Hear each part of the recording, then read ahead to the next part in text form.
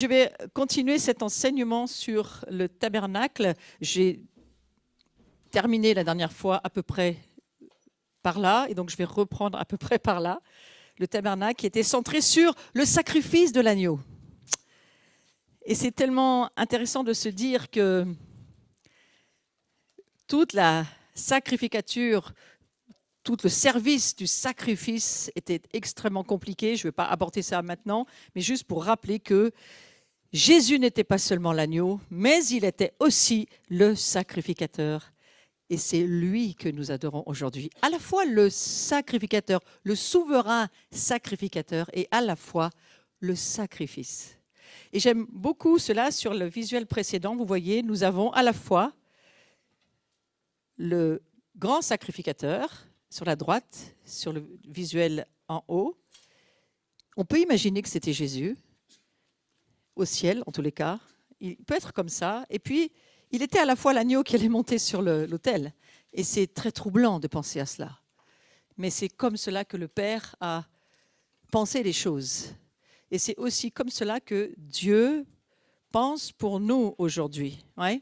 Donc voilà, tout ce tabernacle centré sur le sacrifice, avec cette sacrificature à cette époque-là, c'est quelque chose qui nous parle totalement, complètement de qui est Jésus-Christ, Yeshua. Et c'est quelque chose qui nous inspire et nous permet d'approfondir notre révélation de qui il est, donc de qui nous sommes.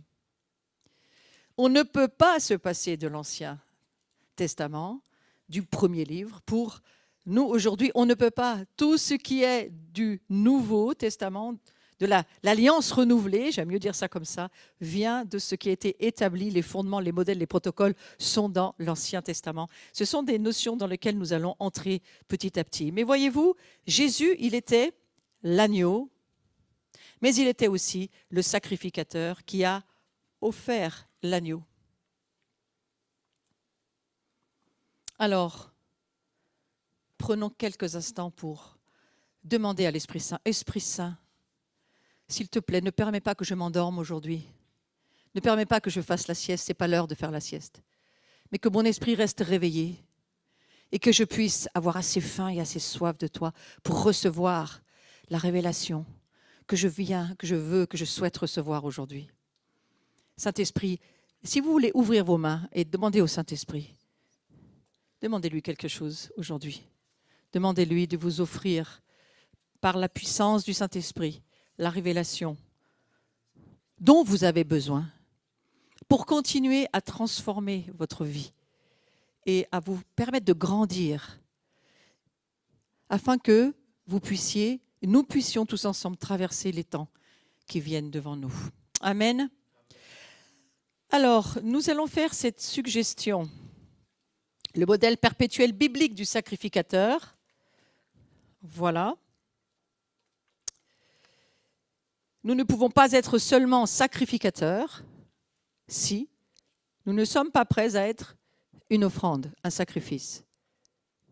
Alors vous venez demander quelque chose là au Saint-Esprit, vous avez mis vos mains pour demander quelque chose. Ça, c'est le travail du sacrificateur. Peut-être avez-vous demandé quelque chose pour vous, peut-être avez-vous demandé quelque chose pour les autres. Ça, c'est l'intercesseur qui vient et qui demande à Dieu. Mais maintenant, est-ce que vous accepteriez de lui offrir votre vie dans vos mains en lui disant « mais je veux bien être le sacrifice aussi ». Parce que vous n'avez pas le choix, en vérité. En vérité, vous n'avez pas le choix. Il faut offrir votre vie en sacrifice. Est-ce que vous voulez remettre vos mains? Oui. Ouvrir vos mains? Oui. Ouvrez vos mains et demandez au Seigneur maintenant. Dites-lui « j'accepte d'être le sacrifice ». Je suis prêt à être le sacrifice que tu veux que je sois pour les temps dans lesquels tu me places. Amen. Je suis prêt. Parce qu'il est écrit, ici nous le lisons, voulez-vous le lire avec moi à haute voix s'il vous plaît, c'est pour que vous endormiez pas. Je vous exhorte, je ne vous entends pas, je vous exhorte donc, frères, par les compassions de Dieu, à offrir vos corps comme un sacrifice vivant, saint, agréable à Dieu, ce qui sera de votre part un culte raisonnable. Voilà ce que je crois qu'il faut entendre de la parole de Dieu pour nous aujourd'hui. Donc vous voyez bien que la vie chrétienne, elle ne se cantonne pas à devoir dire à Dieu que nous sommes désolés, que nous sommes des pécheurs, que après c'est fini, on termine notre service, on a bien pleuré. C'est pas ça la vie chrétienne. Amen. Allez, dites amen avec moi. Ça serait affreux de penser que la vie chrétienne, c'est juste de pleurer toute notre vie. Hein. Non, non, pas du tout. Alors, on voit ici que Dieu a des plans pour nous, un mandat pour notre vie, et il nous l'a montré au travers de Jésus-Christ. Donc, Dieu nous pose des modèles légaux. C'est important de se le dire. Moi, j'essaye de mettre quelques petites photos pour que ça vous intéresse et que vous preniez de l'intérêt aujourd'hui à ce qu'il se passe. Donc, Dieu, il pose des modèles légaux. Et ce sont des modèles légaux, voyez-vous. Qu'est-ce que vous reconnaissez sur le visuel en haut ou de gauche pour vous? Oui, c'est le sacrifice d'Isaac. Mais vous voyez, ce sacrifice d'Isaac, il préfigurait simplement le sacrifice de l'agneau de Dieu, Jésus-Christ. C'était la préfiguration. Et Dieu n'a pas demandé finalement à Abraham de tuer Isaac, mais il lui a demandé de le tuer moralement. Je pense que moralement, Isaac était tué par son père dans sa tête, c'était fait. C'est juste l'ange qui a retenu le couteau était déjà parti. Et c'est juste, Dieu teste le cœur. Et il y a beaucoup de choses cette saison où Dieu va tester notre cœur pour savoir jusqu'où nous voulons bien aller avec lui. Vous allez me dire, c'est peut-être cruel. Oui, d'une certaine manière, c'est cruel. Mais c'est comme ça, c'est Dieu, on ne discute pas. On ne peut pas discuter avec Dieu. Et il a prévu pour toujours un sacrifice perpétuel pour nous, qui n'est plus tout le protocole, les modèles que nous trouvons dans l'Ancien Testament, mais tout ce qui est dans l'Ancien Testament nous parle de qui est Yeshua, le sacrifice perpétuel. Dans Jean 3,16, il est dit que le Père a tellement aimé le monde qu'il a offert son Fils unique, afin que quiconque croit en lui ne périsse pas, mais qu'il ait la vie éternelle. Moi, c'est le premier verset que j'ai appris, j'avais 4 ans. Et je m'en souviens, comme si c'était hier. Parce que c'est quelque chose que Dieu veut imprimer dans nos esprits. Oui. Il a tellement aimé le monde qu'il a donné. C'est parce qu'il l'aime qu'il a donné ce sacrifice de son Fils. Bon, on va dire que cette histoire, c'est dans cette histoire, qui est le sacrificateur? Car Dieu a tant aimé le monde. Vous avez le sujet de la phrase. Qui est le sacrificateur dans cette phrase? Car Dieu a tant aimé le monde. Le sacrificateur, c'est Dieu. C'est le Père, parce que le Père, il est aussi le sacrificateur qui a amené l'offrande. Ouais. Tout comme Abraham qui a dû apporter son fils. Je crois que Dieu est autant sacrificateur que son fils Jésus-Christ. Le Père est sacrificateur lui aussi. C'est une famille de sacrificateurs. Et nous sommes quoi, nous aussi? Une famille de sacrificateurs. Pensez à ça. Le Père a donné son Fils comme Abraham a offert ce Fils.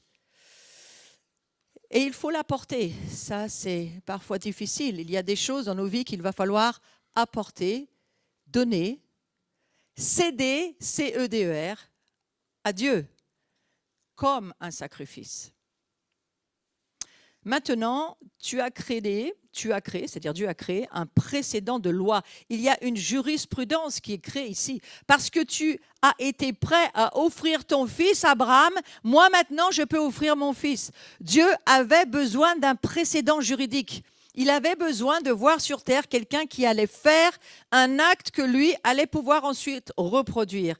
Il avait besoin de la participation d'Abraham. Donc c'est important de le comprendre aussi. Nous trouvons dans l'Ancien Testament des protocoles, des modèles, et Dieu attendait de ces modèles pour qu'il puisse ensuite les ramener dans la saison d'aujourd'hui. Et qu'en est-il d'Isaac? Eh bien, c'est aussi un sacrificateur. Qu'est-ce qui nous montre que Isaac était un sacrificateur, selon vous? Qu'est-ce qu'il a apporté, lui? Le bois. Il a apporté le bois. Il était sacrificateur tout autant que son père, Abraham, qui lui apportait le fils. Vous allez me dire, c'est peut-être pas tout à fait la même offrande. Ben, si c'est pour être sur le bois et puis être détruit dessus, tué dessus, je pense que c'est aussi... Je ne suis pas sûre qu'on aurait aimé apporter notre propre bois. Hein? Jésus a porté, lui. Il a été aidé même pour porter sa croix, le bois sur lequel il a été sacrifié. Donc c'est toute une famille de sacrificateurs. Nous devons le saisir. C'est la saison pour le saisir. Saisissez de quelle famille vous êtes. Saisissez d'où vous venez. Créés dans l'agneau immolé avant la fondation du monde, nous avons été créés dans cette famille. Nous sommes appelés pour être cette famille et nous sommes appelés pour sacrifier à Dieu ce qu'il va nous demander au travers louanges, actions de grâce. Alors, je veux juste rappeler à ceux qui prenaient cet enseignement directement pour la première fois, il y a une première partie qui se trouve sur ma chaîne YouTube, Florence Maréchal Pasteur. Vous pouvez trouver toute la première partie qui pourrait aussi vous intéresser parce que je n'y reviens pas forcément aujourd'hui. Donc, il y a un précédent juridique, c'était un précédent de loi, parce que le fils d'Abraham a été offert. Dieu a pu offrir son fils. Dieu a besoin de précédents juridiques. Il nous pose des protocoles dans la parole de Dieu. Et ce qu'il nous a beaucoup manqué et que Dieu va beaucoup ramener dans cette période de temps dans laquelle nous entrons, il va nous ramener les protocoles dont nous avons besoin. Et beaucoup de mouvements en ce moment, en tous les cas d'Afrique du Sud, c'est sûr, viennent nous aider pour nous expliquer. Je crois que c'est parce que, moi je le comprends comme ça, c'est parce que nous sommes dans le temps messianique maintenant. Le temps des nations s'arrête, le temps messianique est là et la parole messianique vient et va nous aider à comprendre des choses qu'on n'a jamais comprises. Donc il faut être prêt à changer nos lignes, prêt à changer nos boîtes, comme on l'a dit ce matin. Il faut être prêt à laisser Dieu détruire la boîte intérieure de la religion, parce qu'aujourd'hui, nous avons besoin de comprendre les modèles et les protocoles. Donc, Dieu avait besoin que quelqu'un fasse un acte qui ouvre la porte sur terre. Dieu ne fait rien jusqu'à ce que quelqu'un ouvre la porte sur terre. C'est le travail des intercesseurs, c'est le travail des sacrificateurs, ouvrir les portes sur terre pour que Dieu puisse venir. Et tout à l'heure, alors que nous adorons Dieu, nous voyons, il y a quelque chose qui se passe, le ciel descend sur la terre et un ministère se fait au travers des anges, au travers de nous, au travers de la parole prophétique. Il y a des portes qui s'ouvrent. Nous sommes dans une saison, beaucoup de portes vont s'ouvrir si nous acceptons de comprendre qu'il faut le faire dans les modèles et protocoles de Dieu. Donc, retenez ceci, c'est une des premières bases, je crois, très importantes pour nous, pour laquelle nous n'étions pas forcément tous vraiment éveillés à cela, mais Dieu avait besoin que quelqu'un fasse un acte sur la terre qui ouvre la porte pour lui, pour que lui puisse venir faire son plan. Vous allez me dire, mais enfin, Dieu fait bien ce qu'il veut. Non. Dieu est tenu par une loi et une jurisprudence qui s'appelle la Torah, et il y a une loi que Dieu suit. Il n'a jamais décidé de changer les étoiles, la lune, les jours, la nuit. On pourrait lui dire merci. Merci. Ouais. Et s'il décidait de changer d'heure tout à coup, dire oh, mais moi je ne fais plus lever le soleil à cette heure-ci, mais j'ai décidé de changer d'avis, ça sera le soir maintenant. Vous imaginez notre vie? Ouais. Donc il a mis des lois et il est bien entendu attaché à ces lois et c'est très important qu'on le comprenne. Parfois, quand Dieu nous demande de faire des choses que nous ne comprenons pas, nous ne savons pas ce que nous sommes en train d'ouvrir sur la terre. Et ça, c'est vrai. On fait beaucoup de choses dans le monde spirituel et parfois, on ne sait pas très bien ce qu'on est en train de faire. Je ne suis pas sûre qu'Abraham comprenait tout ce pourquoi Dieu allait ensuite se servir de ce qu'il, lui, il est venu faire au travers d'Isaac. Je crois qu'Abraham a obéi en faisant confiance à Dieu. Et j'étais vendredi soir dans une réunion très prophétique avec l'Afrique du Sud. Certains de nous vous avez rejoints. Et cet apôtre très intéressant, cette femme, Natasha Grubutsch, que nous allons revoir et nous allons certainement avoir des réunions avec elle. Sachez qu'une chose, elle aussi dira, je fais beaucoup de choses que je ne comprends pas, mais je le fais dans la confiance en Dieu. Et si je me suis trompée, eh bien, on repartira, on redemandera pardon, on recommencera. Mais il n'est pas question qu'on fasse rien. Retenez, il n'est pas question qu'on fasse rien. Hein, retenez la fin de la phrase. C'est surtout ça qui est important. C'est très encourageant, en tous les cas. Parfois, dans l'obéissance à Dieu, nous ouvrons des choses sur la terre pour notre famille, pour nos nations. Parfois, nous faisons des actes prophétiques pour aider dans des situations. Nous ne comprenons pas toujours tout. Mais faisons-le en faisant confiance à Dieu. Nous le faisons dans la confiance à Dieu. Moi, quand je suis allée adorer Dieu dans des lieux très particuliers, comme à Petra, par exemple, on chantait dans le Tombeau des Rois. J'ai chanté un peu partout, moi, dans des mosquées, dans des tas d'endroits dans le monde entier, en Iran, toute la route de la soie, des tas d'endroits où personne ne serait jamais allé.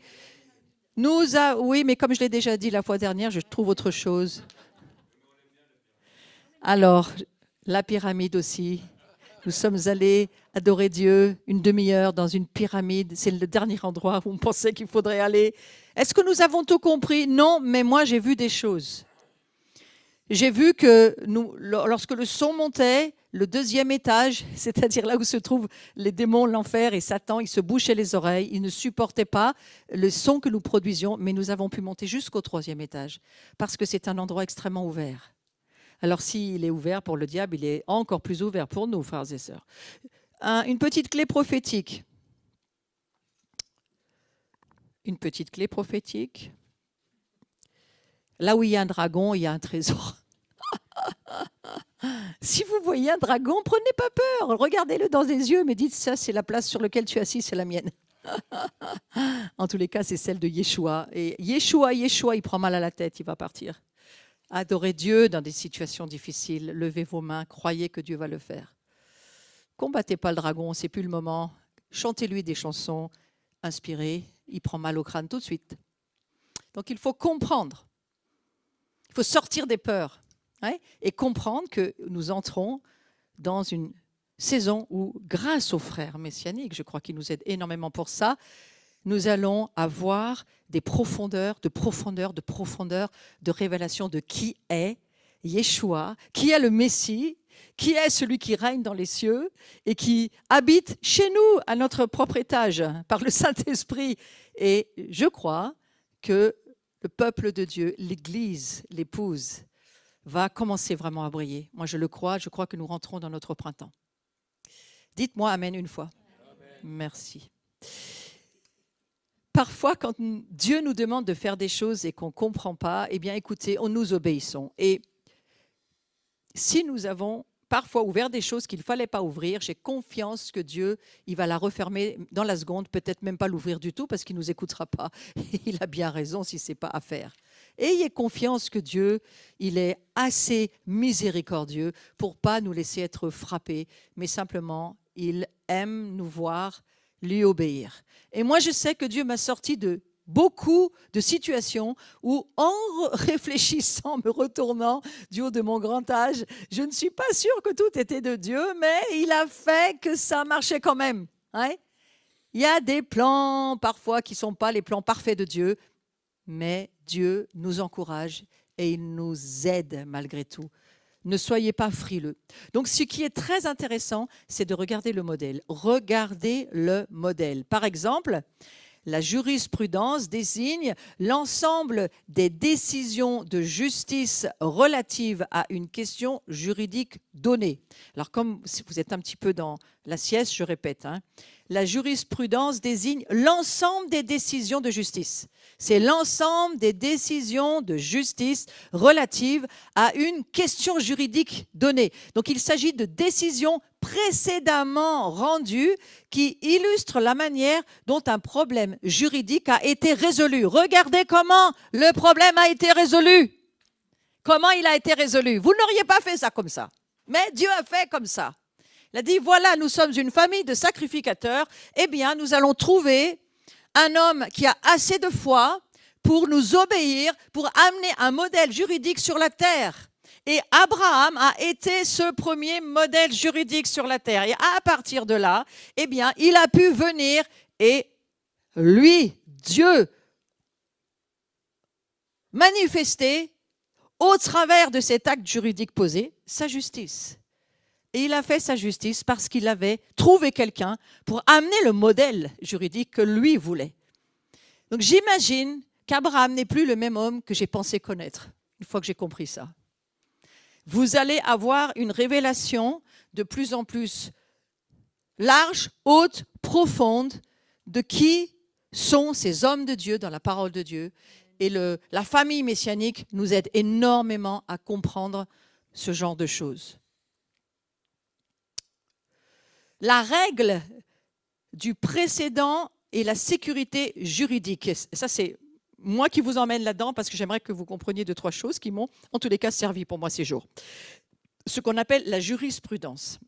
La jurisprudence, c'est l'accumulation des décisions de principe, en particulier les motifs et considérants en droit sur lesquels les juges fondent leurs décisions.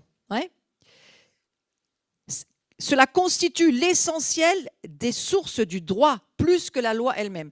Dans un sens ancien, la jurisprudence était la science du droit. De quoi est-on en train de parler dans ces jours dans lesquels nous sommes? En termes de sacrificature, nous avons besoin de saisir que le trône de Dieu, c'est la justice, et l'équité, c'est la droiture. Donc Dieu va chercher des personnes qui vont comprendre la droiture dans sa justice et qui vont travailler sur ce domaine de la jurisprudence. Et Dieu est celui qui a créé la loi. Donc bien entendu que Torah, ça veut dire enseignement. Dieu est en train de nous enseigner sur des jurisprudences que nous avons besoin de comprendre. Dieu donne toujours un modèle parce que Dieu est toujours cohérent avec sa loi. J'entends des gens me dire Dieu n'a plus besoin de la loi, il l'a accomplie. Bien sûr que si. Pourquoi il se serait fatigué à l'écrire, votre avis? Pourquoi est-ce qu'il nous a écrit ce Pentateuque impressionnant, Genèse, Exode, Lévitique, Nombre, Deutéronome, et puis ensuite, si vous voulez aller dans le livre des Lévitiques, pourquoi Dieu a écrit tout ça? Parce qu'il voulait juste que ça soit joli sur l'étagère? Non, parce qu'il y a des révélations et que sa loi, elle est parfaite, elle est écrite et qu'il s'y attache. Dieu, il est fondé sur sa loi. C'est un Dieu de justice. Ce n'est pas seulement un Dieu charismatique. Il a écrit la loi et c'est avec la loi qu'il fonctionne. Et nos frères messianiques sont là pour nous le rappeler. Ouais, mais ils sont messianiques. Non, ils sont messianiques. Ils font partie du corps du Messie. Vous risquez peut-être d'être dans la chambre d'à côté l'éternité. Mettez-vous bien avec. Surtout que vous êtes incorporés dans le corps d'un Dieu parfaitement juif. Ouais? Donc, il faut mieux essayer de comprendre un peu les choses, ça pourrait aider. Les choses sont posées avant que le temps commence pour que lorsque les choses vont s'accomplir en 2021, nous n'amenions pas des choses qui sont nouvelles. Moi, je vais vous dire une chose, il n'y a rien de nouveau. Tout est déjà écrit. Pour vous et moi, c'est probablement nouveau, mais pour Dieu, il a déjà mis tous les modèles en place. On ne va rien inventer. Ne cherchez pas à inventer pour histoire d'aider Dieu qui aurait perdu sa créativité. N'essayez pas d'aider Dieu dans son imagination et sa créativité. Il a écrit un livre avec des modèles et des protocoles et il a dit, ça, personne touche un iota jusqu'à ce que je revienne. Est-ce que vous imaginez la sécurité dans laquelle nous sommes? Amen. La sécurité dans laquelle nous sommes. Rien ne va être touché. Il va faire que personne ne va toucher à son livre. Alors, il y a des traductions différentes, mais le livre, rien ne bouge. Dieu avait déjà mis en place le modèle qui vous paraît peut-être nouveau, mais pour lui, ce n'est pas nouveau. C'est lui qui l'a mis en place. Il avait déjà posé les précédents légaux, les précédents de loi nécessaires pour que les choses s'accomplissent. Tout ce que nous avons à faire, nous, aujourd'hui, c'est de suivre ce que Dieu nous demande de faire. Et si nous comprenons les précédents juridiques, si nous comprenons les modèles, si nous comprenons les protocoles, eh bien, nous allons comprendre beaucoup mieux. Comment comprenons-nous qui nous sommes? En revenant dans les protocoles et les modèles que Dieu a posés dans sa loi, dans sa parole. Et c'est comme cela que nous pouvons comprendre qui nous sommes et qui il est. Dieu a déjà mis en place les lois et les choses légales, et je vous le redis, ça ne changera pas pour le moment. Nous avons donc besoin d'apprendre à être les modèles qu'il a posés pour nous. Et regardez comment le diable aussi a travaillé dans tout ça. Regardez ce qu'il a fait de l'Église depuis 2000 ans. Essayez de regarder là où nous en sommes. Essayez de voir, est-ce que ces protocoles-là, nous y sommes toujours? Certainement pas, il faut y revenir. Ouais. Les calendriers, les nations, on a un petit travail à faire pour se réaligner. Et même si nous faisons des efforts, nous sommes Shabbat, gloire à Dieu. Demain, on devrait reprendre le travail, normalement. Mais voilà, nous, on a droit à 2 jours de congé en plus. C'est parfait. Demain, c'est dimanche. Mais pour un juif, demain, on travaille. Hein? On n'est pas complètement réaligné, mais on commence à se réaligner. Quand vous savez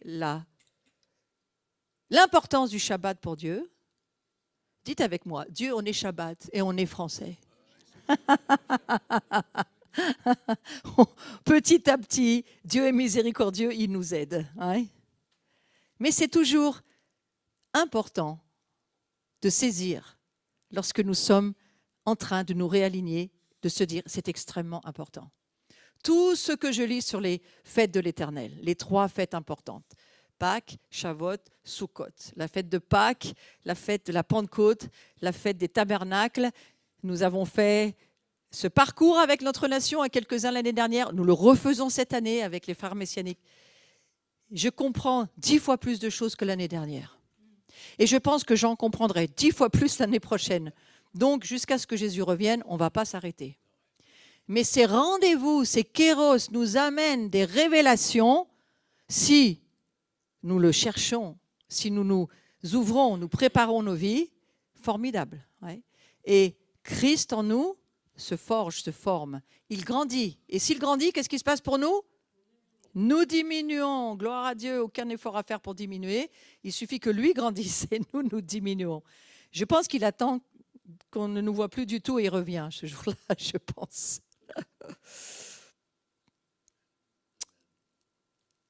On a donc besoin d'apprendre à être des prêtres. La France a besoin de sacrificateurs, comme toutes les nations.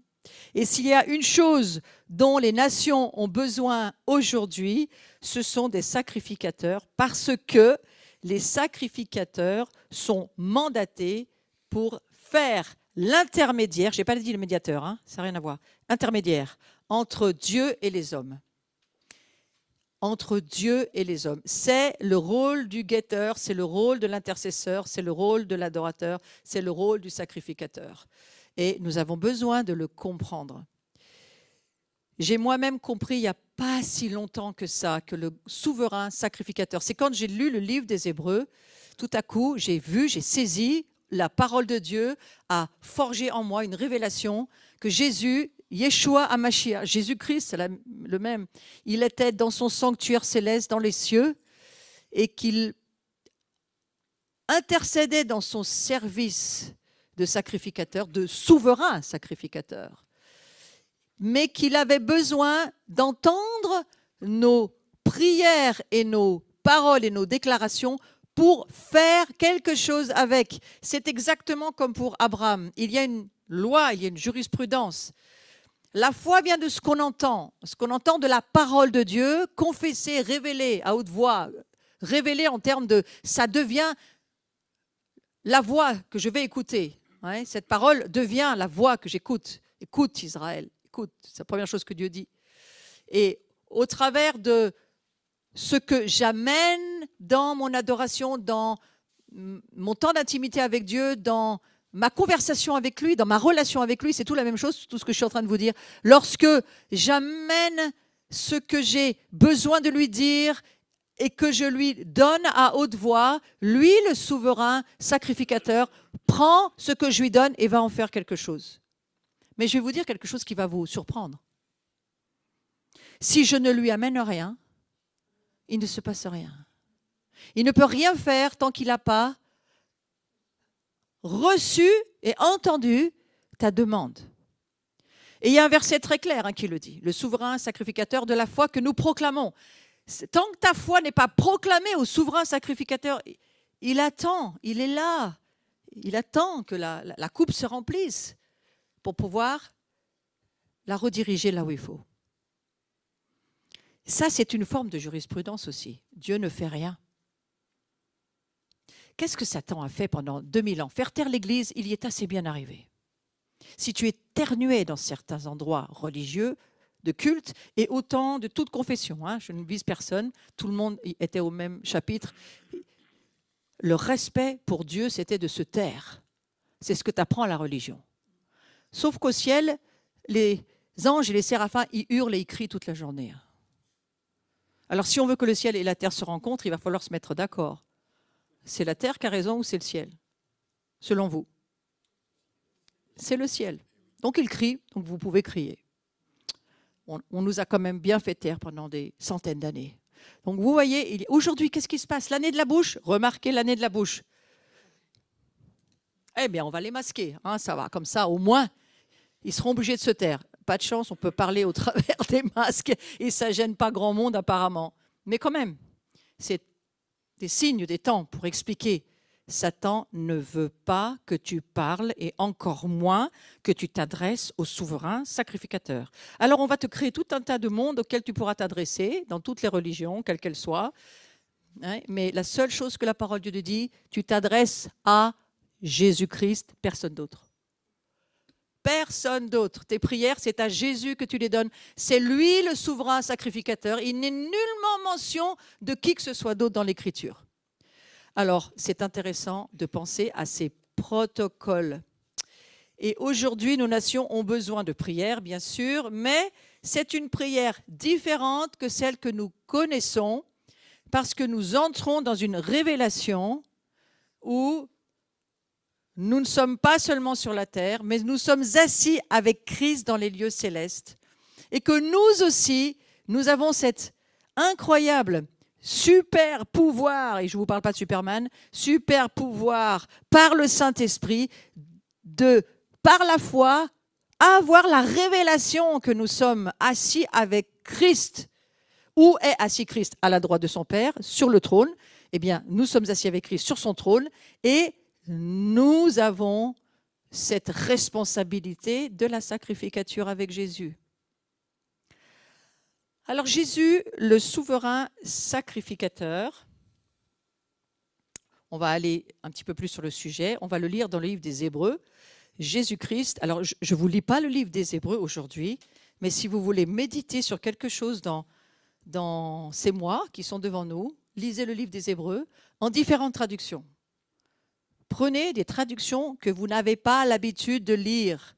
Et comme cela, les mots sont différents, les perspectives sont différentes et votre vision et votre révélation s'élargit. C'est tellement important d'élargir sa révélation. Donc Jésus-Christ, il est nommé dans le livre des Hébreux comme, il est donné comme référence en tant que souverain sacrificateur. L'auteur de ce livre est en train de dire que nous faisons partie de cet appel. Donc, référence dit modèle, protocole. Tout ce qui est écrit dans le livre des Hébreux vient de l'Ancien Testament, quoi qu'il en soit, avec la révélation de l'alliance renouvelée par Jésus-Christ. Mais tous les protocoles et les modèles sont les mêmes. Et d'ailleurs, ce livre se fait référence, toujours référence, à l'Ancien Testament. C'est ce qui est très intéressant. Je vais vous lire Hébreux chapitre 3, verset 1. C'est pourquoi, frères saints, moi je rajoute toujours sœurs saintes, qui avaient part à la vocation céleste, c'est-à-dire nous avons part à l'appel céleste. S'il est céleste, où est-ce que nous vivons notre vocation? Merci, au ciel. C'est difficile de vivre du céleste sur la terre, puisque par définition, ça s'appelle le céleste. Le poisson, il vit dans l'eau, l'humain, il vit dans l'oxygène, et le sacrificateur, il vit avec des sacrificateurs. Le céleste, c'est dans les cieux, et la terre, c'est sur la terre. Donc, nous avons un appel céleste. Considérez l'apôtre et le souverain sacrificateur de la foi que nous professons. Ça veut dire, cette année de la bouche, il faut que nous considérions avec beaucoup d'attention le fait que il est dans les cieux le souverain sacrificateur, il s'appelle Jésus-Christ. Il était l'agneau immolé avant la fondation du monde, mais il est aussi le souverain sacrificateur pour nous aujourd'hui et éternellement. Amen. Toujours, quand on dit éternellement, il faut toujours dire Amen. Hein. Et du coup, on va considérer quelque chose. Regardez, il est le souverain sacrificateur de quoi? De la foi. Prenez la Bible, prenez le verset. Je ne vous mâche pas tout. De temps en temps, je vous laisse un peu bouger, vous réveiller, prendre votre Bible et chercher. Je suis dans Hébreux chapitre 3, verset 1. Et donc, allez, un peu d'action. Prenez vos Bibles, prenez et cherchez. Et de quoi il est question? Il est souverain sacrificateur de la foi que quoi? La foi que quoi? Que nous parlons, que nous déclarons. Donc, il n'est pas le souverain sacrificateur des muets. Il n'est pas le souverain sacrificateur des gens qui n'aiment pas parler, qui ne veulent pas parler ou qui n'ont pas décidé qu'ils allaient parler parce que les autres ont qu'à le faire. Non, il est le souverain sacrificateur de la foi que tu déclares, que tu parles. Et comme on passe à la vitesse supérieure, en autorité supérieure, Dieu dit, maintenant, on les met ensemble, on met les nations ensemble, on met des ministères ensemble, on met des autorités ensemble, et ils vont nous amener des nouveaux niveaux de déclaration, de décrets, de paroles prophétiques, parce que nous allons faire ce que nous avons à faire sur la terre, dit Dieu. Ouais. Ici, nous trouvons la mention du souverain sacrificateur. Dans le livre des Hébreux, nous trouvons toutes les explications de modèle du tabernacle. Si vous n'avez jamais lu le livre, Le chemin du Saint des Saints, ce livre a 20 ans, il faut le lire. On ne peut pas penser traverser cette saison sans avoir lu ce livre qui révèle, qui explique, qui amène déjà une première approche de la compréhension de ce qu'est le tabernacle. Lisez-le, c'est de Derek Prince, c'est un petit livre, il coûte vraiment pas grand-chose. Nous lisons Hébreux chapitre 4, verset 14. Ainsi, puisque nous avons un grand souverain sacrificateur, vous remarquez que ça fait 2 fois qu'on lit, chapitre 3, maintenant chapitre 4, qui a traversé les cieux, Jésus, le Fils de Dieu, demeurons fermes dans la foi que nous professons. Ça veut dire qu'on va avoir à professer en tant que sacrificateur les paroles, les déclarations, les proclamations, les prières, tout ce que nous allons avoir à dire de la part de Dieu. Il va falloir le professer au souverain sacrificateur. Mais si au chapitre 4, il nous dit qu'il faut demeurer ferme, ça veut dire quoi? Eh bien, qu'on pourrait ne pas être ferme. On pourrait ne pas avoir envie, on pourrait dire, mais on ne peut pas, on a des masques, on est gêné, donc on ne chante plus dans les églises, on ne dit plus rien. Dans l'adoration, le gars sur l'estrade, il n'a qu'à tout faire. Lui, il n'a pas de masque, nous on en a un, et blablabla. Bla, bla, bla. Mais ce n'est pas marqué avec ou sans masque. Et je pense que Dieu savait qu'un jour, on aurait des masques. Ouais. Alors, tant que ça dure, ce n'est pas pour ça qu'il faut se taire. Encore plus même, il faut crier plus fort pour entendre avec les masques. Ouais. Les gens un peu sourds, ils ont du mal à entendre. Demeurons fermes dans la foi que nous professons au souverain sacrificateur. C'est notre travail. Nous devons crier lorsqu'il faut crier, murmurer lorsqu'il faut murmurer. Le son et le ton. Vous vous souvenez ce matin? Le son, le ton, le flux, c'est l'Esprit Saint. Mais nous sommes appelés à nous adresser au souverain sacrificateur qui est vivant pour toujours et éternellement. Amen. Merci. Dans les lieux célestes. Je comprends pourquoi ils avaient des trucs qui faisaient comme ça, les prêtres. C'est tellement important de comprendre cela. La Bible, second 21, dit ceci. Ainsi, puisque nous avons un souverain grand prêtre, il n'est pas souverain sacrificateur, ça c'est très hébraïque, là c'est plus, on va dire, à la grecque, hein, mais je vous le lis, grand prêtre, qui a traversé le ciel,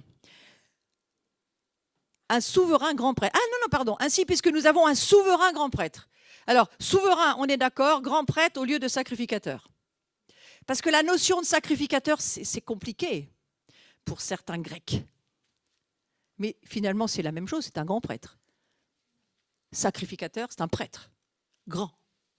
Parce que c'est Jésus dont il est question, qui a traversé le ciel, Jésus le Fils de Dieu, restons fermement attachés à la foi que nous professons. C'est la même chose. Donc nous avons un souverain sacrificateur qui est encore plus élevé, notre grand souverain sacrificateur. Le souverain sacrificateur, c'est celui qui officiait, qui opérait dans le tabernacle, mais Jésus, ce n'est pas un souverain, c'est pas seulement un souverain sacrificateur en termes de prêtre dans le tabernacle, c'est un grand souverain sacrificateur. C'est-à-dire que lui, c'est le plus haut, c'est le plus grand. C'est le Dieu le plus haut, le prêtre le plus haut, celui qui officie au plus haut niveau. Le nom le plus haut de tous les noms, c'est le nom de Jésus, le nom de Yeshua. Eh bien, il est encore plus élevé parce qu'il n'a pas fait comme les sacrificateurs de l'Ancienne Alliance qui entraient pour une journée. Vous savez que le grand sacrificateur dans l'Ancienne Alliance, il entrait pour une journée et puis il fallait ressortir. Il avait des petites clochettes pour être sûr qu'il était vivant. Tant qu'on entendait les cloches, c'est qu'il était vivant. Mais beaucoup de fois, ils n'ont pas entendu les cloches. Il avait un fil accroché à sa cheville et on le tirait pour ne pas rentrer dans cet endroit extrêmement dangereux où était Dieu. Aujourd'hui, à croire qu'on a oublié toutes ces choses, mais on tirait le fil et on ramenait le corps mort parce qu'on ne voulait surtout pas mourir nous aussi. Hein. Tout ce qui touchait à la présence de Dieu et qui n'était pas demandé par Dieu mourait à cette époque-là. Est-ce qu'on a oublié ces choses? Non, la plupart du temps, on ne le sait pas. Pas qu'on l'a oublié, on ne le sait pas. Aujourd'hui, Dieu ramène des protocoles, des modèles, non pas pour qu'on devienne plus religieux qu'on l'était déjà, mais pour qu'on comprenne que Dieu est Dieu et qu'il y ait une crainte de Dieu dans l'obéissance à ce qu'il nous demande de faire. Je crois que c'est surtout pour ça que ça revient. Alors, le sacrificateur de l'Ancienne Alliance, lui, le grand sacrificateur, eh bien, il allait pour une journée et il revenait. Et il avait un office à faire extrêmement protocolaire, rempli de protocoles. Mais Dieu, c'est une montagne de protocoles quand on lit la Bible. Hein. Mais c'est incroyable qu'il nous ait dit. Jésus a accompli la loi et vous, je vous demande de vous aimer les uns les autres et puis mangez pas de la viande aux idoles, buvez pas du sang, puis le reste, c'est bon. Ah, regardez comment la Pâque se prépare dans une famille juive qui ne connaît pas le Messie, donc qui est sous la loi. Oh, mais moi j'en connais, c'est juste terrible. Les femmes, elles trichent, hein, elles en ont tellement marre hein, quand elles retrouvent un petit bout de levain et que c'est trop tard. Alors, mais elles n'aiment pas faire ça, elles se sentent tellement coupables de ne pas avoir obéi à toute la loi. Il ne faut pas un gramme de levain. Ils changent leur vaisselle, ils rachètent leurs affaires, leurs tapis. Il faut qu'ils soient sûrs qu'il n'y a pas une miette de levain dans leur maison une semaine avant la Pâque. C'est un travail de titan. Nous n'avons pas cela.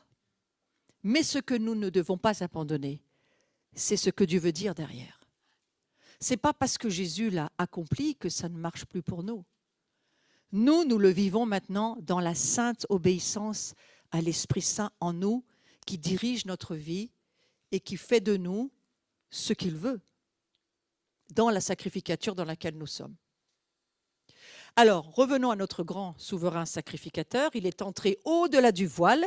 Il s'est présenté devant l'arche de l'Alliance. Et il y est resté depuis 2000 ans et plus. Et ceci dit, il n'en est toujours pas ressorti. Là, il est en confinement dans son éternité céleste. Parce qu'il n'est pas ressorti de là où il est encore. Et nous l'attendons. Je vais mettre cette image. Voilà. Nous entrons en Jésus. Alors, j'ai bien aimé ce modèle. Je vais y aller un moment, mais je vous laisse l'occasion de regarder. C'est juste pour nous inspirer, voyez-vous. C'est très intéressant qu'il y ait à la fois, on va dire, les protocoles, les modèles du tabernacle de Moïse. C'est-à-dire, vous voyez, l'autel des holocaustes, c'est la première chose sur laquelle on butait quand on passait le parvis du tabernacle. On butait sur cet endroit où il y avait cet autel des holocaustes, là où on faisait les sacrifices. C'était à l'extérieur du reste. Et puis, il y avait cette cuve d'airain où les sacrificateurs se lavaient les mains. Et c'est extrêmement important. Regardez aujourd'hui, hein, se laver les mains. Il y a des signes qu'il faut lire. Mais vraiment, c'est important de le faire. Pour ensuite rentrer dans le lieu saint. Dans le lieu saint, il y avait le chandelier, la table des pains de proposition et l'autel des parfums. C'est une symbolique. Je ne vous dis pas que c'était comme ça. Dans le tabernacle, tout est au millimètre près. Le chandelier à gauche, la table des pains de proposition à droite, l'autel des parfums juste devant le voile avant d'entrer dans le Saint des Saints. Tout est millimétré. Là, c'est une symbolique pour nous faire comprendre le parvis, le lieu saint et le lieu très saint où il y a l'arche avec tout ce que l'arche contient, dont n'oubliez jamais la branche d'Aaron, hein, cette branche, toute cette histoire de la branche d'Aaron qui était morte et il a été nommé Aaron parce que sa branche morte a fleuri. Il y a tellement de choses dans la Bible qu'il faudra les revoir. Voilà. Alors, Christ, il est moi j'aimerais que vous reteniez le modèle. Nous avons besoin de modèles aujourd'hui. Nos enfants, la génération qui vient n'a plus de modèles. On ne sait même plus qui est le père et la mère, mais alors là, il ne faudrait pas y aller, ils ne savent rien. Et aujourd'hui, il faut nous transporter un modèle simple, facile à comprendre, pour que nos enfants, la génération qui vient derrière nous, puissent aussi comprendre ces choses. C'est tellement important. Alors, c'est comme s'il y avait eu une pause dans le temps humain et c'est comme si nous étions encore dans la journée du grand pardon, voyez-vous, et que nous y sommes encore. Parce que Jésus est toujours encore dans ce ciel dont il n'est pas ressorti. Et je crois que c'est le chapitre 3 des Actes qui dit qu'il va rester dans son ciel, enfermé dans son ciel d'une certaine manière, jusqu'à ce que toute chose soit rétablie sur la terre comme lui il l'entend, et ensuite il va revenir. Donc nous sommes dans un temps de restauration, nous sommes dans un temps de réalignement où les choses sont réajustées, où les modèles sont redonnés, où les protocoles sont reposés pour que nous puissions... Mais pourquoi est-ce que nous parlons de tout ça? Eh bien, je vais vous le dire. Et merci encore aux frères messianiques, parce que moi, c'est grâce à Sherine Trater que j'ai compris ça. Alors, bien sûr, je vais chercher mes révélations, mais ça, celui qui cherche, il trouve. Alors, quelque part, la deuxième année de Nissan, le premier mois de toutes les premières choses, Nissan, c'est un mois très important, peut-être j'en reparlerai demain matin, mais en tous les cas, c'est le moment, les premiers jours où Dieu a montré le modèle du tabernacle. C'était un début de Nissan. Il a fallu 1 an pour préparer tout ce modèle du tabernacle. Et puis, la deuxième année, premier jour de Nissan, c'est prêt. C'est la dédicace. On va ouvrir ce tabernacle et on va prier pour la présence de Dieu et on va prier pour que, eh bien, Dieu, on lui a fait son tabernacle, maintenant il faudra qu'il vienne, hein, parce qu'on ne l'a pas fait pour rien. Hein. Donc, ils vont prier la deuxième année des premiers jours de Nissan. Et qu'est-ce qui se passe? La gloire descend. Pourquoi la gloire est descendue? Parce qu'ils avaient suivi les protocoles. Et aujourd'hui, ce qu'on nous dit beaucoup dans l'Église, c'est « vous avez vos protocoles de vos pères, mais ce ne sont pas les protocoles bibliques. » Et ça va être important que l'Église fasse un choix et se réaligne au modèle et au protocole biblique. Nous sommes une des premières assemblées, je crois, au niveau français, à essayer le plus possible de nous y remettre.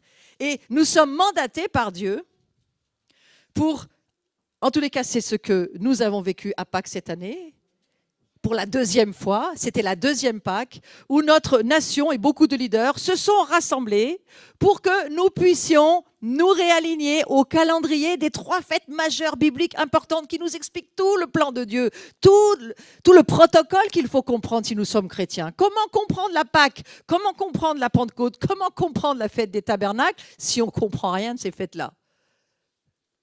Alors, nous sommes dans un temps de grande manœuvre, je l'ai dit ce matin. Il y a des grandes manœuvres, vous n'imaginez pas, mais à mon avis, il y a des grandes manœuvres à tous les niveaux. Et ce n'est pas l'Église, quelle qu'elle soit, qui va gagner. C'est Dieu. Donc il ne vaut mieux pas combattre avec Dieu, il faut juste te dire, Seigneur, montre-nous comment on va se réaligner pour que ta gloire vienne dans la maison.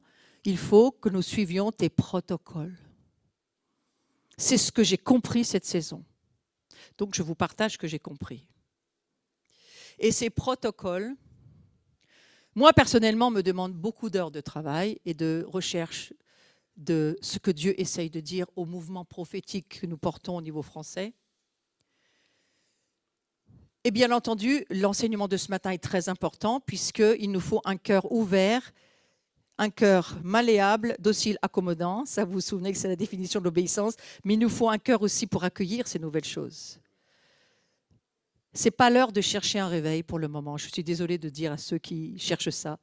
Non, non, pas du tout. Ce n'est pas l'heure de ça. Le réveil viendra en son temps. C'est l'heure de se caler sur les protocoles et les modèles pour que Dieu puisse venir. Il ne viendra pas tant qu'on ne suivra pas ces protocoles. Et c'est, je crois, une des choses les plus ébranlantes qu'on ait jamais, moi, j'ai jamais entendues depuis que je suis sur cette terre. Mais je l'entends très bien. Et donc, c'est comme si on est encore dans cette journée du grand pardon, hein, avec Yeshua Mashiach qui est dans les cieux, Jésus-Christ, qui n'est pas sorti de son ciel. Il attend, il ne fera rien. Même lui, il ne connaît pas le jour où il doit rouler une deuxième fois une pierre pour, ça c'est mon interprétation personnelle, pour venir sur la terre. Mais il va bien falloir qu'il revienne sur la terre. Ouais. Et alors, lorsqu'il ressortira, ce jour-là, ça sera pour faire quoi, selon vous, si vous avez compris là où j'en suis? Nous avons vécu Pâques. Nous avons vécu la Pentecôte. Le Saint-Esprit est tombé sur les 120. Hein, vous êtes d'accord avec moi? La deuxième fête de l'Éternel, nous y rentrons. Nous revivons ces cycles à chaque fois parce que Dieu, à chaque fois qu'il nous donne rendez-vous, il nous demande de ne rien faire d'autre. N'allez pas dans vos familles, n'allez pas faire autre chose, n'allez pas. Soyez dans votre assemblée, laissez-moi venir et je vais vous donner une révélation. Paul ne faisait rien le jour des 3 fêtes. Il était à Jérusalem et il n'aurait jamais accepté d'aller n'importe où ailleurs et il attendait que Dieu lui parle. Et pour nous, c'est la même chose. Ces fêtes de l'Éternel sont des rendez-vous de Dieu. Et si vous avez compris qui est l'agneau de Dieu vivant dans les cieux, il vaudrait mieux lui obéir. Ce n'est pas à moi qu'il faut obéir, c'est à la parole de Dieu et à Dieu. Donc ces rendez-vous divins sont extrêmement importants. Nous les vivons ensemble et nous les vivrons de plus en plus avec notre nation parce qu'il y a un mouvement de grande manœuvre qui se fait sur notre pays. Gloire à Dieu. Nous avons vécu Pâques, nous avons vécu Shavuot. Qu'en est-il de la fête des tabernacles? Eh bien, j'ai peut-être le plaisir de vous dire que si vous n'avez pas vécu la fête des tabernacles l'an dernier, ou si vous ne vous souvenez pas de ce que nous ont enseigné les frères messianiques, allez réécouter. C'est très intéressant de réécouter. Moi, j'ai réécouté beaucoup de fois pour bien comprendre. Hein. Je vous dis, il faut lâcher les séries, la télé, les machins, les trucs. Lâcher, c'est plus l'heure. Il faut maintenant travailler à écouter cette voix prophétique. Qu'est-ce que Dieu nous dit? Aujourd'hui, vous passez par moi, mais à un moment donné, il ne faudra plus passer par moi, il faudra passer directement par Dieu. Mais il y aura toujours des enseignants jusqu'à ce que Jésus revienne, soyez pas inquiets. Donc, de toute façon, c'est aussi à ça que nous sommes appelés. Mais la fête des tabernacles, c'est le moment, ce que je comprends, où Jésus va revenir. C'est comme ça qu'il va revenir. Et il nous prépare à comprendre comment il va revenir. Ce n'est pas quand il va revenir. Ne vous inquiétez pas de ça. Ne cherchez pas à savoir quand. Cherchez à savoir comment il va revenir. Et ça a déjà été bien abordé l'an dernier. Certainement beaucoup trop compliqué pour nos têtes intellectuelles françaises. Et donc, il va falloir recommencer pour réentendre. Et nous allons finir par le voir. Ouais. Encourageons-nous. Déjà, on a compris un minimum. Si un messianique m'entendait, peut-être il aurait un peu mal à la tête, mais nous, on avance comme on peut, n'est-ce pas? Voilà. Donc, sachez qu'il y a beaucoup de chances pour que Jésus revienne et que même moi je suis très proche de cette pensée de dire que certainement, ça sera autour du 11 septembre.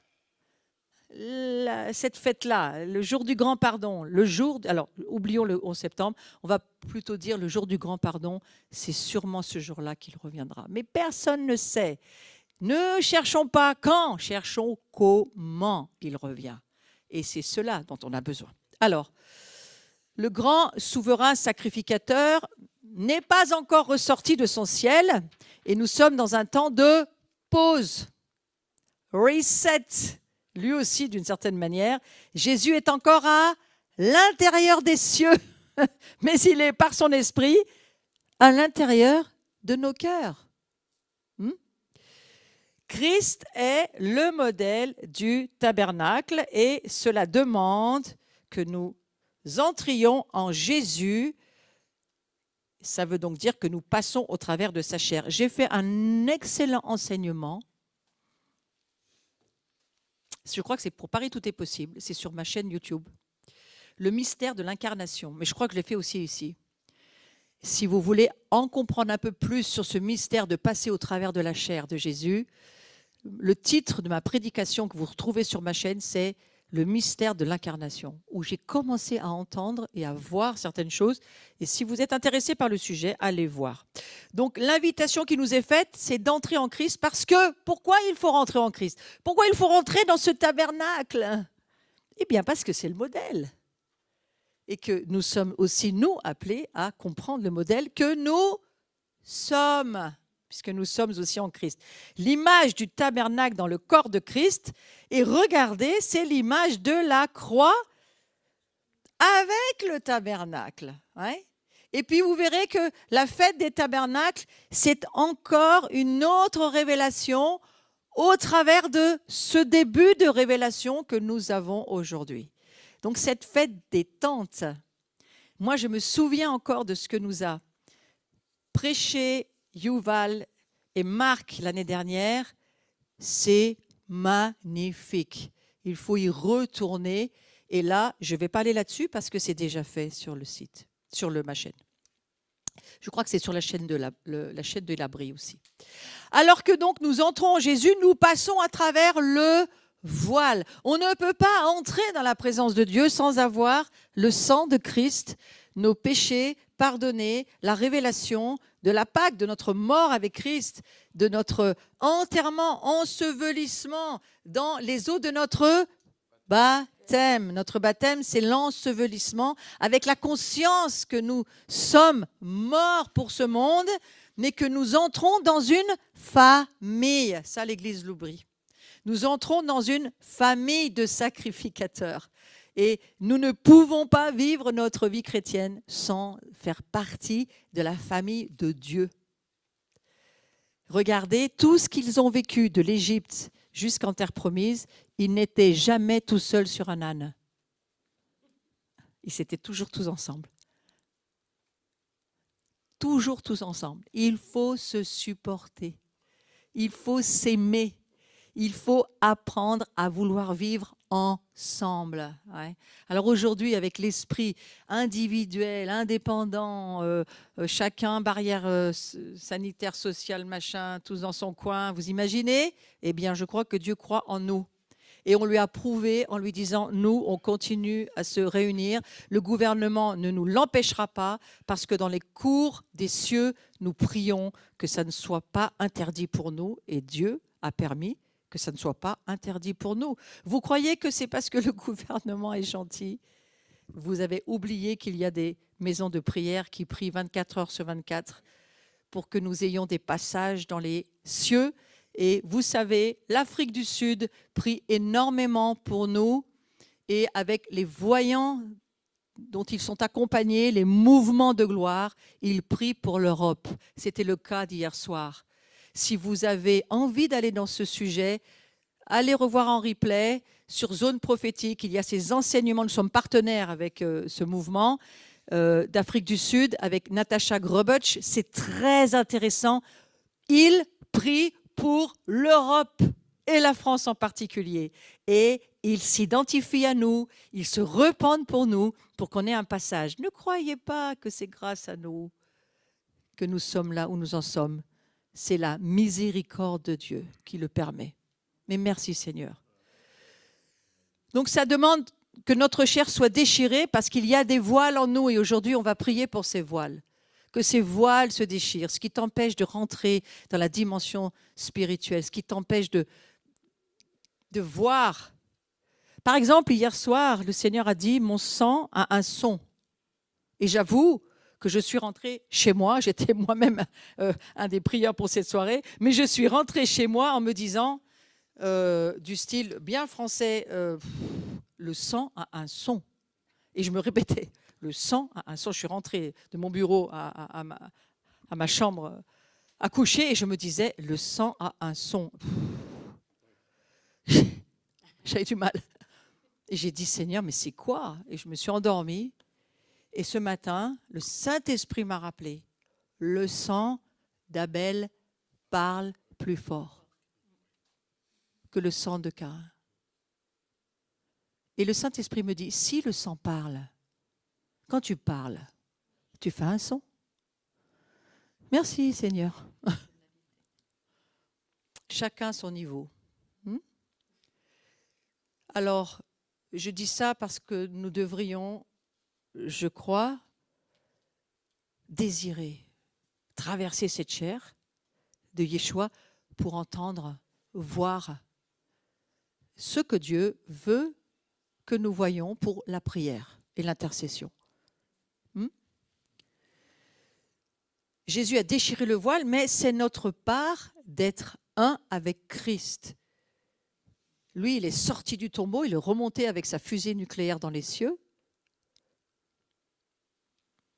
Il nous a laissés sur la terre, tout seul. Non, il a dit, attendez quelques jours dans la chambre haute, je vais vous envoyer l'Esprit Saint.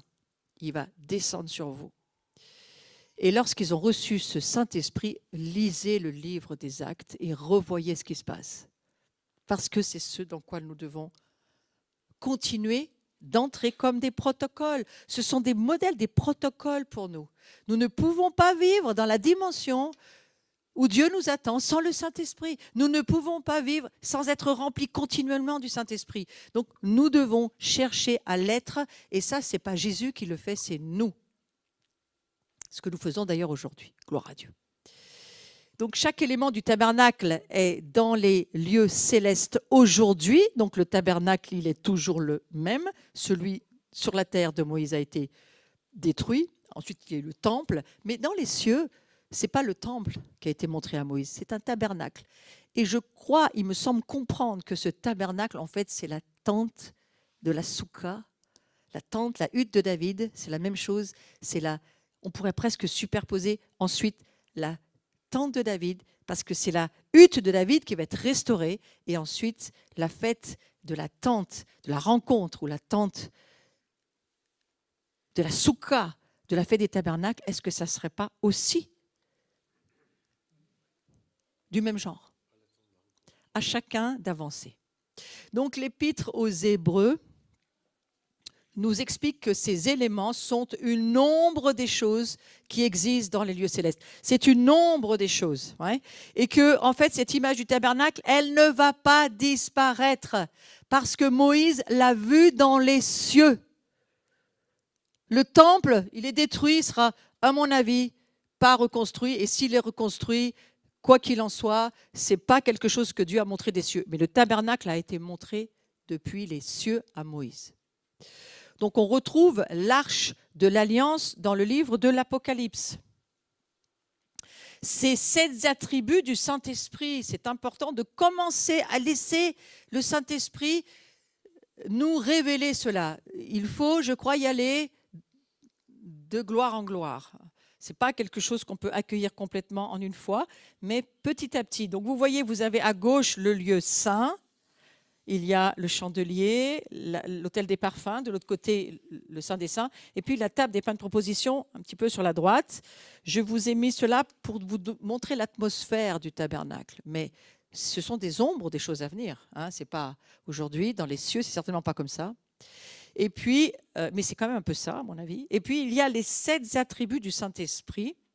C'est important de comprendre que le chandelier, c'est la représentation du Saint-Esprit. Pensez pas qu'à Ésaïe, pensez au Saint-Esprit. C'est le Saint-Esprit. Voilà, on est perclus de doctrines et de paroles, mais parfois, il faut laisser juste le Saint-Esprit nous révéler. C'est lui. L'Esprit de l'Éternel reposera sur lui. Esprit de sagesse, d'intelligence, de conseil, de force, de connaissance, de crainte de l'Éternel. Les 7 attributs du Saint-Esprit. Juste laisser bouger ces choses, nous y reviendrons plus tard. Mais nous allons retrouver tous ces éléments du tabernacle dans les lieux célestes. Donc devant le trône, il y a 7 chandeliers en feu. C'est devant le trône, dans le livre de l'Apocalypse. Là, je suis dans le livre de l'Apocalypse, pas d'Ésaïe. C'est une image du Saint-Esprit et ces choses existent en vrai. Ce n'est pas une symbolique. C'est une réalité spirituelle. Nous devons, en tant que sacrificateurs, comprendre ces éléments du tabernacle, car lorsqu'ils étaient oints, ils l'étaient devant le peuple.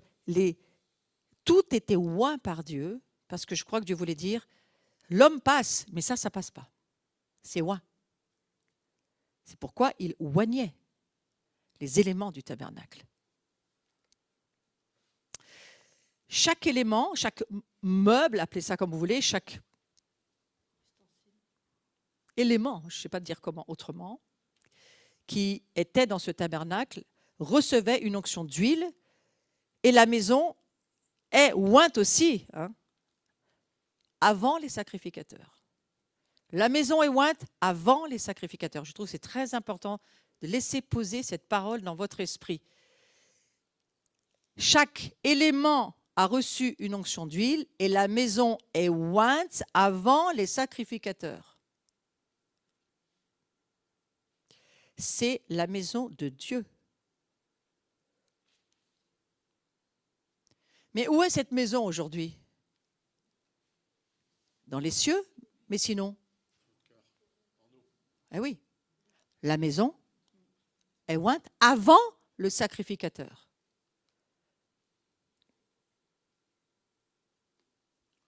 Dites avec moi, Seigneur, oint ma maison, et le sacrificateur après.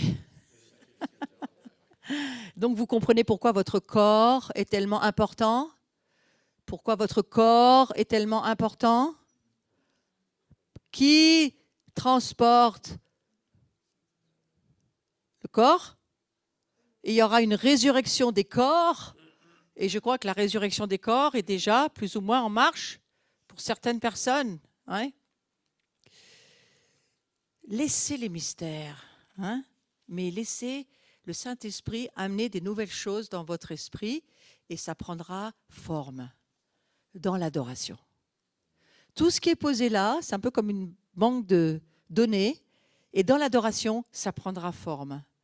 Et nous commencerons à grandir dans la révélation, dans l'adoration, dans la présence de Dieu, face à face avec Dieu. C'est là que nous sommes.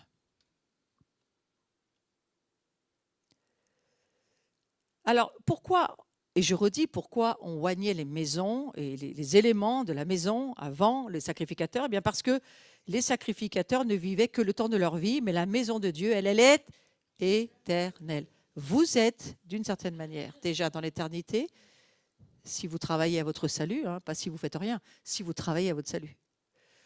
Mais ça me rappelle ce que nous a dit Yuval l'an dernier. La soukha de Dieu est éternelle. La fête des tabernacles, c'est quelque chose qui va se faire à perpétuité. Les nations viendront adorer à Jérusalem et il va y avoir une adoration perpétuelle là aussi. J'aimerais insister sur un facteur, et je vais bientôt m'arrêter. Le tabernacle est le signe de la croix. Lorsque Dieu introduit pour la première fois toute la dimension du tabernacle, des sacrificateurs et de tous les éléments à l'intérieur, Dieu a fait une annonce. Est-ce que vous la comprenez? Qu'est-ce qu'il annonce? La croix. Il a annoncé ce qui... Tout est une affaire de protocole, de modèle. Et moi, je peux même vous dire que je suis allée dans le temps de plusieurs années avec Anne Griffith dans le nord du Royaume-Uni, là où il y a des places où 5000 ans avant Jésus-Christ, ils sont retrouvés des pierres. Et il y a des lieux où les croix sont marquées déjà sur la terre. D'où venait cette révélation de la croix? Des cieux. Parce que dans le Metzarot du ciel, c'est-à-dire dans ce qu'on appelle le zodiaque, mais pas le zodiaque d'aujourd'hui qui n'a rien à voir, le plan de Dieu qui est écrit dans les étoiles et où tout le plan de Dieu est marqué par les constellations, les étoiles, etc., tout ce Metzarot-là, c'est un terme en hébreu hein, pour dire les signes du zodiaque en fait, mais tout le plan de Dieu, il y a la croix. Et donc ceux qui savaient lire les étoiles savaient qu'il y avait une croix. Mais je vous ai dit, la Bible dit, il est l'agneau immolé avant la fondation du monde. Donc la croix a toujours existé dans le cœur de Dieu. Toujours. Donc c'est intéressant là encore de voir ce modèle, ce protocole, et qu'à chaque fois qu'ils levaient le camp, ils enlevaient la croix et ils devaient à nouveau reformer la croix lorsqu'ils installaient à nouveau le campement et la nuée les couvrait. Vous voyez, la nuée couvre la croix. Pensez à ça. Ce sont des révélations fraîches, mais très anciennes pour Dieu. Pour nous, on dit c'est frais, mais pour Dieu, c'est toujours été. Mais nous, on est émerveillés en voyant des choses comme ça. Ça nous émerveille. Alors, l'image de la croix en hébreu, c'est la lettre 22. La lettre de l'alphabet qui est la croix. La clé de David, c'est Ésaïe 22, 22, et c'est une croix et une croix. 2, 2, 2, 2, voilà, 22, 22. C'est 2 croix à côté, vous voyez. C'est le signe 22, c'est le signe de la croix, vous comprenez? Donc c'est la lettre de l'alphabet, c'est la 22e lettre de l'alphabet hébraïque. Et la clé de David, qu'est-ce qu'elle fait cette double croix? Qu'est-ce qu'elle fait cette clé de David? Je mettrai sur son épaule la clé de la maison de David. Ésaïe 22, 22. Quand il l'ouvrira, nul ne fermera. Quand il fermera, nul ne l'ouvrira. Et c'est quoi? 2 croix. C'est la clé. Donc la croix, c'est la clé qui ouvre tout. C'est la clé qui va te permettre d'être qui tu es aujourd'hui dans la sacrificature. C'est la clé de la louange, la clé de Judas en premier. C'est le tabernacle, c'est Pâques, c'est Shavuot, Sukkot, c'est les dimensions dans lesquelles Dieu nous permet d'entrer. Il y a des dimensions dans lesquelles nous pouvons ouvrir. Nous demandons peut-être à Dieu, nous demanderons peut-être à Dieu d'entrer dans des nouvelles dimensions, des nouvelles révélations, et il nous l'accordera parce que nous lui demanderons. Et peut-être qu'il dira non, ça je n'ouvre pas, n'entre pas. Mais en tous les cas, la clé de David, la clé de la maison de David, il dit je mettrai sur son épaule, on parle de Yeshua, la clé de la maison de David, tout ce qui va ouvrir va s'ouvrir. Tout ce qu'il va fermer va fermer. Donc cette clé de David qui est le nombre 22, c'est la lettre Tav, donc je vais vous la montrer. Voilà, c'est cette lettre-là. Écoutez, je vais terminer sur cette petite partie, mais c'est tellement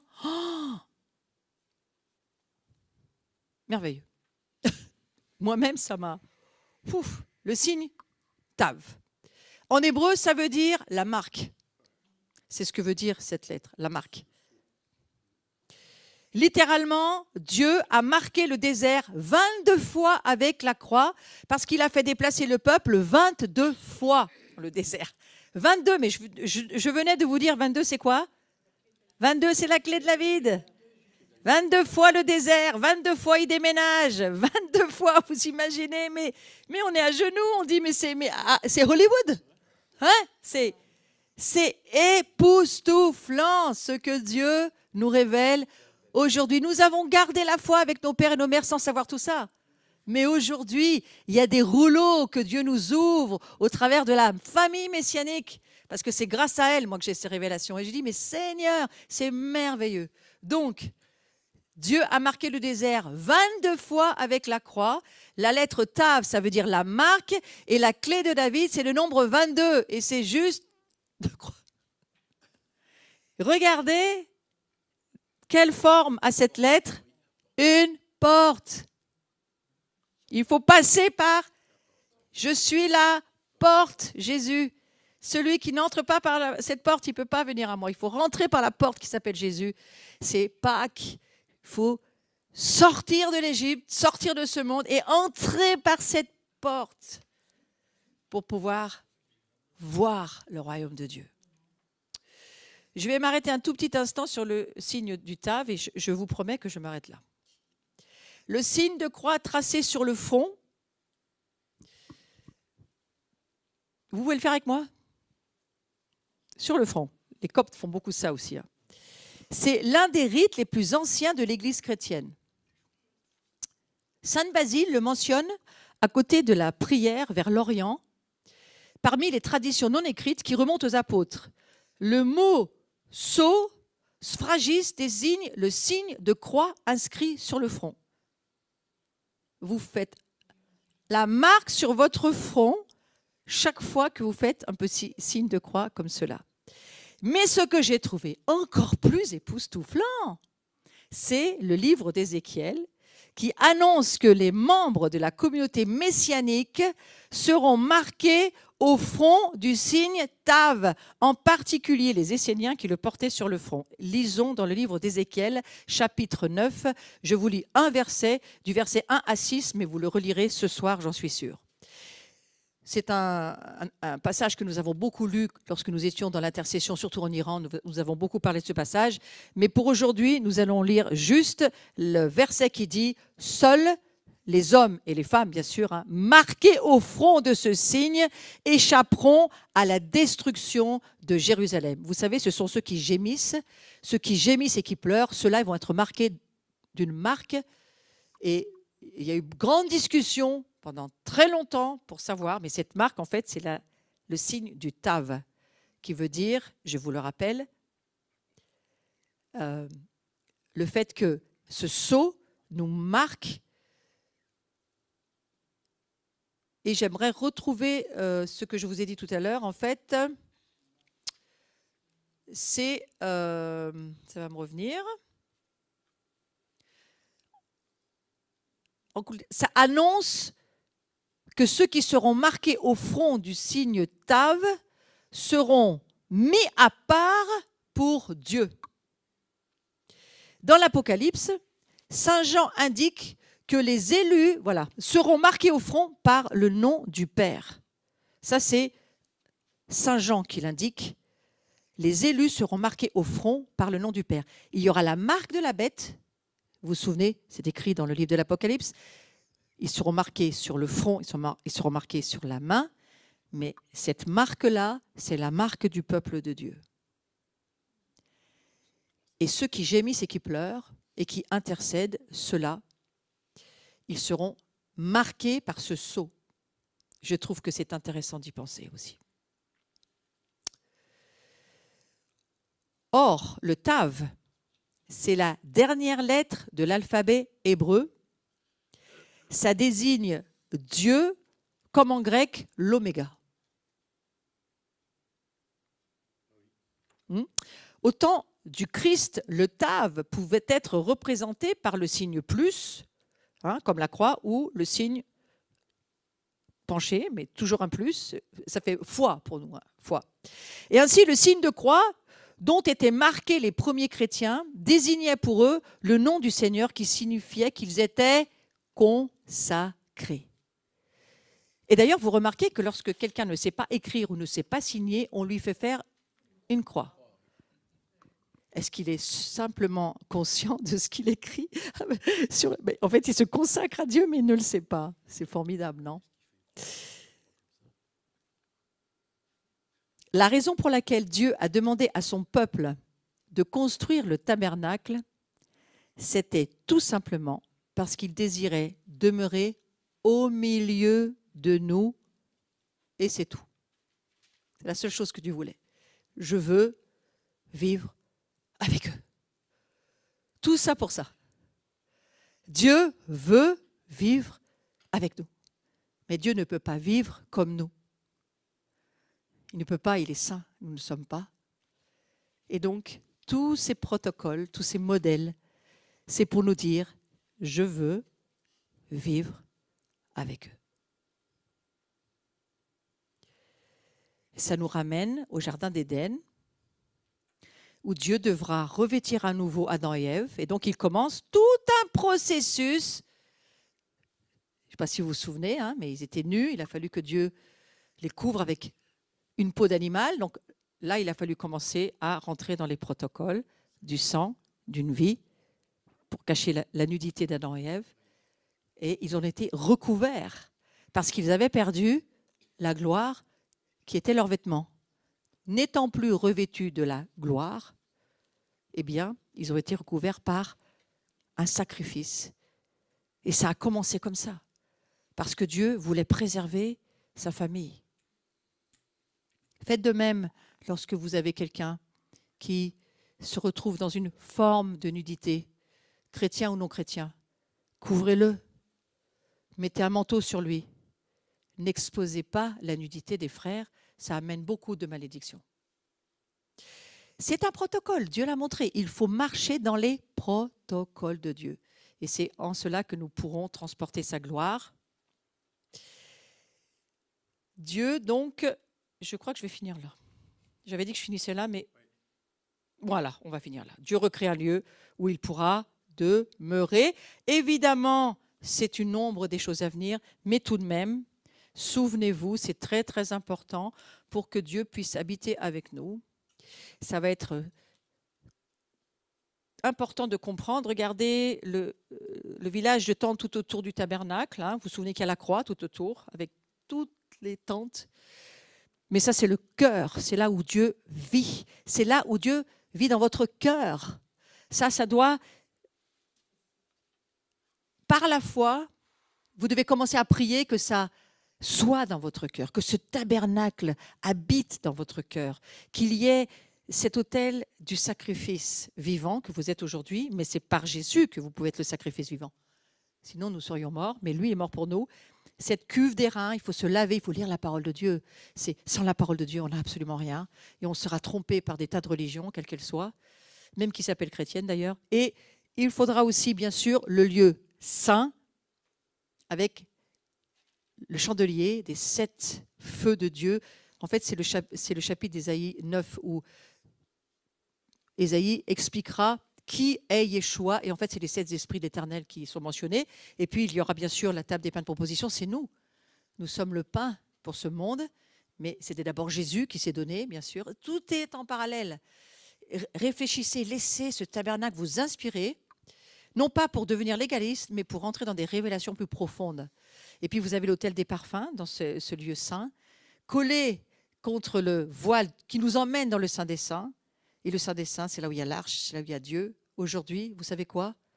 Jésus a déchiré tous les voiles, il est monté dans les cieux et il a renvoyé le Saint-Esprit qui vit chez nous. La seule chose que Dieu veut, c'est demeurer au milieu de nous et en nous. Amen.